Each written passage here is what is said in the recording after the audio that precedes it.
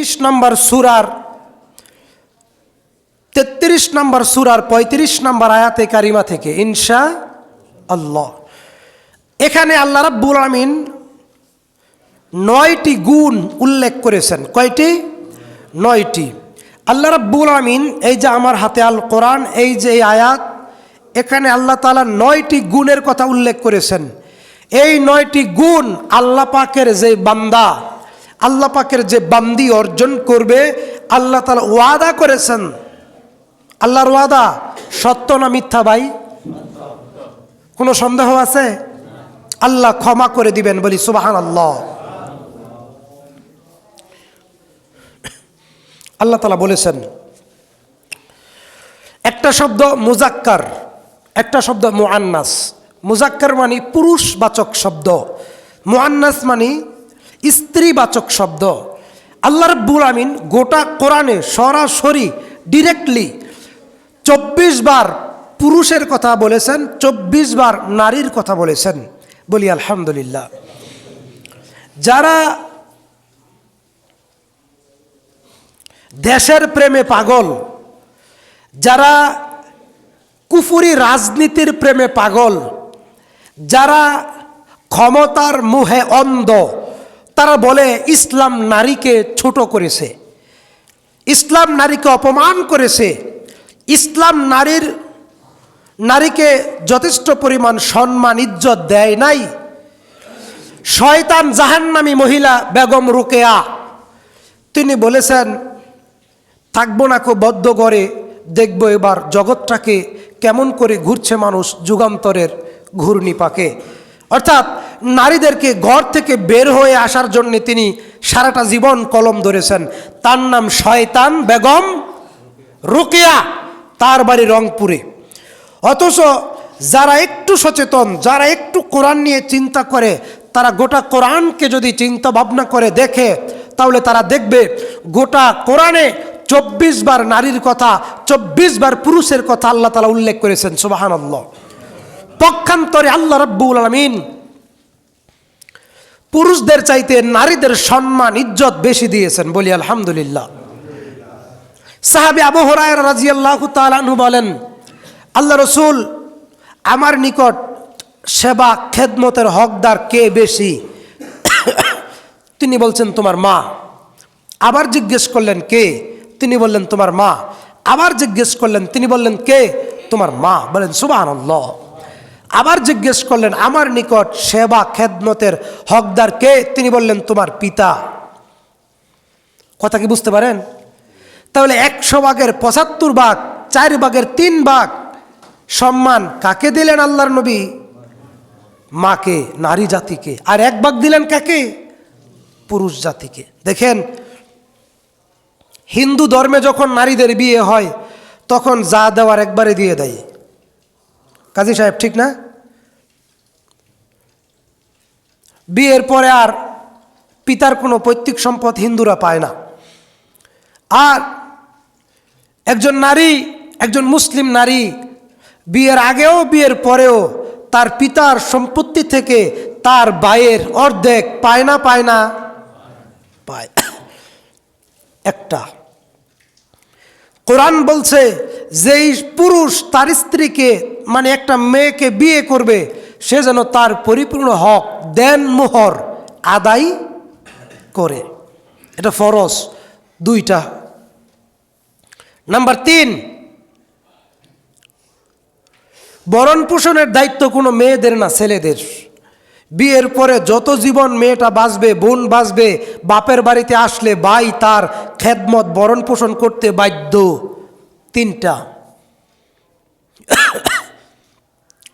স্বামীর অংশ থেকে স্ত্রীর একটা অংশ থাকে না? থাকে না? থাকে। 4টা। ইসলাম নারীকে সব দিক থেকে উপরে রাখছে। সুবহানাল্লাহ। অতএব যারা বলে ইসলাম নারীকে অপমান করেছে, নারীকে ঘরে থাকতে বলছে, তারা ইসলাম বোঝে না, আর না হয় তারা ইসলামের দুশমন, শত্রু। পাশাপাশি আমরা বলবো, কোরআন বলছে, ইন্না কায়দা কুন্না আযীমান, পৃথিবীর যত ফিতনা আছে শয়তানের ফিতনাকেও আল্লাহ বলছেন দুর্বল। শয়তানের ফিতনা কি? দুর্বল। কোরআনে এই কথা আল্লাহ তাআলা বলছেন। শয়তানের চক্রান্ত দুর্বল, কিন্তু নারীর চক্রান্ত, নারীর ফিতনা অনেক ভয়াবহ পুরুষের জন্য। আমরা বলতেছিলাম 24 জায়গায় নারী, 24 জায়গায় পুরুষের কথা কে উল্লেখ করেছেন? আল্লাহ। পক্ষান্তরে পুরুষদের চাইতে নারীদের মর্যাদা আর কয়েক গুণ বেশি কে দান করেছেন? আল্লাহ। সেই নারীরা যদি রমজানে রোজা রাখে আর বেপরদায় মার্কেটে যায়, রাস্তাঘাটে ঘুরে, তাহলে ওই বেপরদা নারীদের রোজা সিয়াম কবুল হবে না। তাহলে আমরা আল কোরআন থেকে শুনবো ইনশাআল্লাহ। কোরআন বলছে, ইন্নাল মুসলিমিনা ওয়াল মুসলিমাত, নিশ্চয় মুসলিম পুরুষ, মুসলিম নারী। মুসলিম কারা? মান সালমাল মুসলিমুনা মিন লিসানিহি ওয়া ইয়াদিহি ওয়াল মুহাজির মা হাযারা নাহাল্লাহু আনহু। এখন তো আপনি বলবেন যে আমি আপনাকে বলছি। সুদের হাদিস যদি সুদখোরের সাথে মিলে, তাহলে সুদখোর মনে মনে রাগ করে না? করে না? সুদখোর ভাবে ইমাম সাহেব মনে আমাকে বলছে। সহিহ বুখারীতে হাদিসটি বর্ণিত হয়েছে, কিতাবুল ঈমান অধ্যায়ে। কে মুসলিম? তিনি বলেছেন, মান সালেমাল মুসলিমুনা মিন লিসানিহি ওয়া ইয়াদিহি ওয়াল মুহাজির মা হাযারা নাহাল্লাহু আনহু। যার মুখ থেকে অন্য মুসলিম নিরাপদ, যার হাত থেকে অন্য মুসলিম নিরাপদ, সেই প্রকৃত মুসলিম। মা হাযারা নাহাল্লাহু আনহু, সে খাঁটি বড় মুহাজির। সুবহানাল্লাহ। তাহলে আপনি কোনো কথাই, একটা কথার কোনো ভালো কথা আপনি গালিগালাজ করেন, আপনার বিপক্ষে গেলে তো উদ্ধার করেন 14 গোষ্ঠী। এটা কি মানুষ বুঝে না? মজাক করে রাসূল সাল্লাল্লাহু আলাইহি সাল্লাম বলছেন, মা তার সন্তানকে যদি বলে বাবা আসো কিছু দিব, কিন্তু আসলে দেয় নাই, নবী বলছেন মা মৃত্যু হওয়ার জন্যে এই কথাটাই যথেষ্ট। তাহলে আপনি যে মানুষকে গালিগালাজ করেন, অপমান করেন, তুচ্ছ-তাচ্ছিল্য করেন, আল্লাহর নবী বলছেন সে আমার উম্মতের অন্তর্ভুক্ত নয়। যে ব্যক্তি মানুষকে অপমান করে কথা বলে, মানুষকে অপমান করে কথা বলে, তাহলে 1 নম্বর বৈশিষ্ট্য, ইন্নাল মুসলিমিনা ওয়াল মুসলিমাত, মুসলিম পুরুষ, মুসলিম নারী। এটা কোরআন বলছে। এবার হাদিস কি বলছে? মুসলিমকে আপনি আপনার জবান দ্বারা কাউকে কষ্ট দিতে পারবেন না, হাত দ্বারা কাউকে কষ্ট দিতে পারবেন না, দলীয় দাপটে কারো উপরে হাত তুলতে পারবেন না, বাহুর শক্তি দিয়া কোনো রিক্সাওয়ালাকে সর থাপ্পড় দিতে পারবেন না। আপনার যৌবন আছে বিদায় আপনি কাউকে খেয়াল করবেন না, যেভাবে ইচ্ছা সেভাবে চলবেন। 4918 নম্বর হাদিস সহিহ বুখারীর। একটা কথার তাফসীর করলে 1 ঘন্টা লাগবে আমার মতো অদমের। শুধু মুসলিম শব্দটা বুঝাইতে গেলে 1 ঘন্টা সব লাগবে, 1 ঘন্টা। একটা কথাও আমি বলবো না, শুধু হাদিস আর কোরআন থেকে বলবো ইনশাআল্লাহ। কে মুসলিম? 4918 নম্বর হাদিস বুখারী শরীফ। আলা উখবিরুকুম বিআহলিহিন নার, আমি নবী কি তোমাদেরকে জাহান্নামীদের পরিচয় বলবো না? 1, উতুল্লিন, নিলজ্জ, বেহায়া, যেখানে সেখানে একথা কুকথা বলে।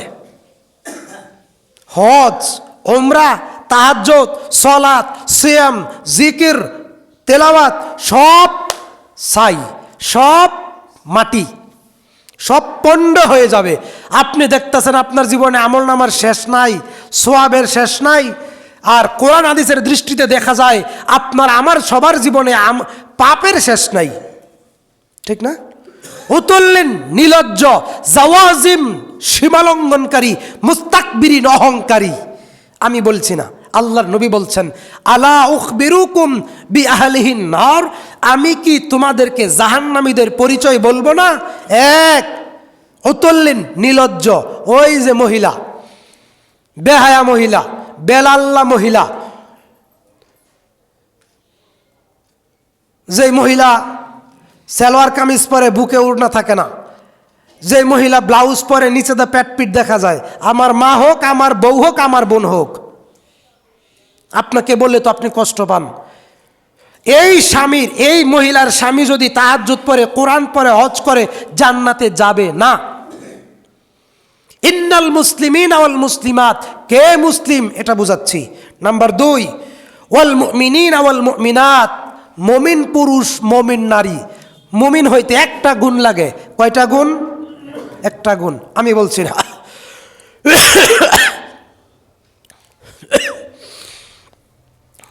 সহিহ বুখারী হাদিস নম্বর 13, লা ইউমিনু আহাদুকুম হাত্তা আকুনু আহাব্বা ইলাইহি মিন ওয়ালিদিহি ওয়া ওয়ালাদিহি ওয়ান নাস আজমাইন। সব কিছু বাদ, নবীকে জীবনের সব থেকে বেশি ভালো যতক্ষণ না বাঁচবেন অতক্ষণ মুমিন হওয়া যাবে না। নবীকে ভালোবাসেন? বাঙালি মুসলিম কিন্তু নবীরে মুখে মুখে খুব ভালোবাসে, নবীরে গালি দিলে রাস্তায় নামে। কিন্তু আসলে যদি বলি, নবী বলছেন দাড়ি রাখো, টাকনার উপরে ফ্যান পরো, ফরজ সালাত আদায় করো, সুন্নত সালাত আদায় করো, জিকির করো, সুন্নতি লেবাসে জীবনযাপন করো, তখন কয় নই, বয়স মাত্র 20-25, ফলা বিয়া করি ভয় ফলাবান হোক, মুরব্বী হই, পরে না মরার আগে মরছি তো বইয়া বইয়া 3 মাথা একানো করিয়া শ্বাস ছাড়তে ছাড়তে জীবন শেষ। রুকু লম্বা হইলে, সেজদা লম্বা হইলে কয় ফ্যাট বিষ করে, বুক বিষ করে, কত সমস্যা। সেই সময়ের এবাদত আর যৌবনকালের এবাদত কি এক? কথা বলেন। তাহলে ইমানদার হওয়ার, মুমিন হওয়ার মাপকাঠি একটা, কয়টা? একটা। সব থেকে বেশি ভালোবাসবেন আল্লাহর নবী মুহাম্মদ ইনশা। আর তাকে ভালোবাসার জ্বলন্ত প্রমাণ হচ্ছে তার সুন্নতের উপরে আমল করা। ওয়াল মুমিনিনা ওয়াল মুমিনাত, মুমিন পুরুষ, মুমিন নারী। ওয়াল কানিতিনা ওয়াল কানিতাত, অনুগত পুরুষ, অনুগত নারী। অনুগতর বড় অভাব, অনুগত্যের বড় অভাব। নামাজ পড়ে কিন্তু ইমামের অনুগত্য করে না, নবীর তরিকায় জীবনযাপন করতে চায় কিন্তু নবীর সুন্নত ভালো লাগে না, ময় মুরব্বীরা সম্মান করতে চায় না। জুয়ান ফলাপানে মুরব্বীগর সামনে একটা স্টিক না ধরায়া, টান না দিয়া দুয়াটা উর্ফের ভাই সাইরা দেহে, দুয়াটা কদ্দূর যায়। অনুগতের বড় অভাব। এই অনুগত মানুষ হিসাবে, মানুষের প্রতি, উম্মত হিসাবে, নবীর প্রতি, বান্দা হিসাবে থাকবে রবের প্রতি। সুবহানাল্লাহ। ওয়াল কানিতিনা ওয়াল কানিতাত, অনুগতশীল পুরুষ, অনুগতশীল নারী। ওয়াস-সাদিকিনা ওয়াস-সাদিকাত, সত্যবাদী পুরুষ, সত্যবাদী নারী। রাসূল সাল্লাল্লাহু আলাইহি ওয়াসাল্লাম বলছেন, কেউ যদি সত্য কথা বলে, শুধু সত্য পথে চলে, সত্য কথার কারণে আল্লাহ তাকে সৎপথ দেখাবেন। সে সৎপথে যখন একবার উঠে যায় তখন সে সরাসরি জান্নাতে চলে যায়। কথা বোঝা গেছে কিনা? সত্য কথার বড় অভাব। 200 টাকা লেগে মিছা কথা কই না? আমদা না কোন আমি কই, আমি না কই আরেকজন কয়। সত্য কথা ইমানের একটা গুরুত্বপূর্ণ দাবি। রাসূল আবু হুরায়রা রাদিয়াল্লাহু তাআলা আনহু বলেন, রাসূল সাল্লাল্লাহু আলাইহি ওয়াসাল্লাম বলেন, আল্লাহ তাআলা জানিয়েছেন হাদিসে কুদসি, একজন বান্দা যখন সত্য বলে, সত্য বলতে বলতে তার ঘরের লোক জানে সে সত্যবাদী, তার সমাজের লোক জানে সে সত্যবাদী, তার প্রতিবেশীর লোক জানে সত্যবাদী, তার গ্রামের লোক জানে সত্যবাদী, তার এলাকার লোক জানে সে সত্যবাদী। বরং সত্য কথা বলতে বলতে এইভাবে হঠাৎ এক পর্যায়ে আল্লাহ তাআলা তাকে ভালোবাসেন। আল্লাহ তাআলা সমস্ত আকাশের ফেরেশতাদেরকে ডেকে বলেন যে, হে ফেরেশতারা, আমি আল্লাহ অমুকের পুত্র অমুককে ভালোবাসি, তোমরা ফেরেশতারাও তাকে ভালোবাসো।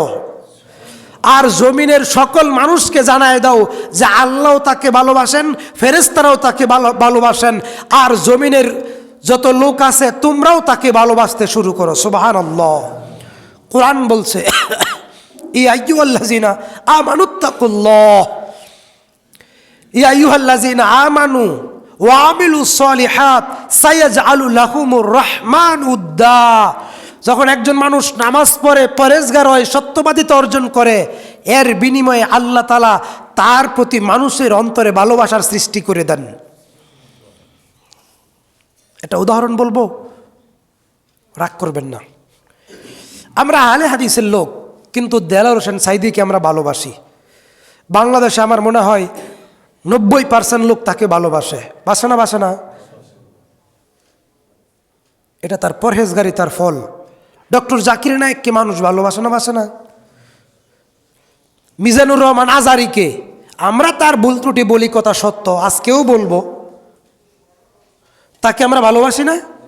এটা জ্ঞানের কারণে, সত্যবাদিতার কারণে এবং পরহেজগারিতার কারণে। সুবহানাল্লাহ। ইয়া আইয়ুহাল্লাযিনা আমানু ওয়া আমিলুস সালিহাত সায়াজআলু লাহুমুর রহমান উদ্দা। কোরআন বলছে সূরা হিজর।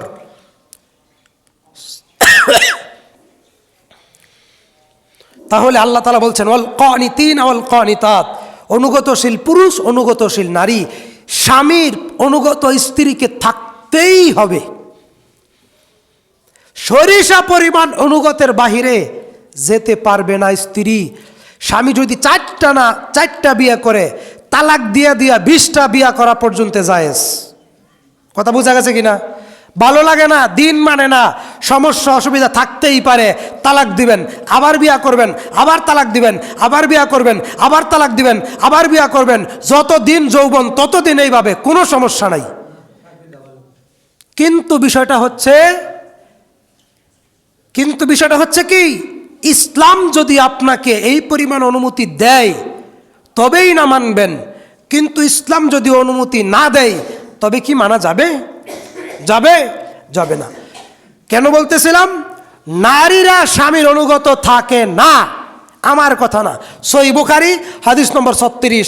আল্লাহ রাসূল মিরাজে গেলেন, মিরাজে গিয়া জান্নাতও দেখলেন, জাহান্নামও দেখলেন। জান্নাতের দরজায় দাঁড়ায়া উকি মেরে তাকায়া দেখলেন জান্নাতের অধিকাংশ অধিবাসী গরিব, দুস্থ, নিপীড়িত, নির্যাতিত, অনাথ, অসহায়, সম্বলহীন, কিন্তু পরহেজগার, মুত্তাকি, ঈমানদার। সুবহানাল্লাহ। জান্নাতি মানুষের কোয়ালিটি কে বলছেন? আল্লাহর নবী।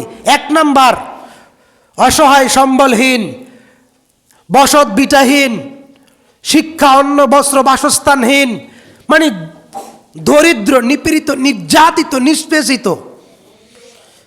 তিনি বলেন, আমি যখন জাহান্নামের দরজায় দাঁড়াইলাম, জাহান্নামের দিকে তাকায় দেখলাম, প্রথমেই দেখলাম জাহান্নামে যত মানুষ আছে তার বেশিরভাগ মানুষগুলো নারী। কি? নারী। কেন? সাহাবায়ে কেরাম জিজ্ঞেস করলেন কেন? নবী বললেন তারা কুফরি করে। সাহাবায়ে কেরাম বললেন আল্লাহর সাথে কুফরি করে? নবী বললেন না, তারা তাদের স্বামীর সাথে কুফরি করে। ইয়াকফুরুনাল আশিরা। সাহাবায়ে কেরাম বললেন কিভাবে স্বামীর সাথে কুফরি করে? 20 বছর সংসার জীবন, এখন একটা ঈদ আইছে, উনি আবদার করছে 6,000 টাকা দামের শাড়ি, এখন আপনার বেতন 15,000, আপনি 1,000 টাকা দিলেন, তিনি 1,000 টাকা দামের শাড়ি কিনা দিলেন। তিনি বললেন 20 বছরে তোমার সংসারে আইসা কোনো দিন সুখ পাই নাই। বলে না? বলে। এটাই স্বামীর প্রতি অনুগতহীন। এতটুকু কথাই জাহান্নামে যাওয়ার জন্য যথেষ্ট। যদি ওই নারী নামাজি হয়, পর্দাশীল হয়, পরেজগার হয়, তারপরেও এই কথাটুকুই জাহান্নামে যাওয়ার জন্য যথেষ্ট একজন নারীর। কি? যে তোমার সংসারে আইসা সুখ পাই নাই। আমার কথা না, নবীর কথা। হাদিস বুখারী বর্ণনা নাম্বার 36। বলছিলাম ওয়াল কানিতিন ওয়াল কানিতাত, অনুগতশীল নারী, অনুগতশীল পুরুষ।